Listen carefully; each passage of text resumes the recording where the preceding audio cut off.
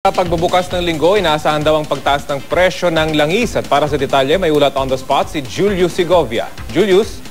Rafi, matapos nga ang dalawang sunod na linggong rollback sa gasolina, taas presyo naman sa petrolyo nga asahan daw ng mga motorista ngayong linggo. Sumipa na naman daw kasi ang presyo ng crudo sa world market. Sa tayangan ng ilang sources sa oil industry, tataas ang presyo ng lahat ng mga produktong petrolyo. Pero mas malaki raw ang iakyat sa gasolina kumpara sa diesel. Ang gasolina hindi hihigit sa 50 centavos kada litro ang posibleng dagdag presyo, 25 centavos naman ang oil price hike sa litro ng diesel.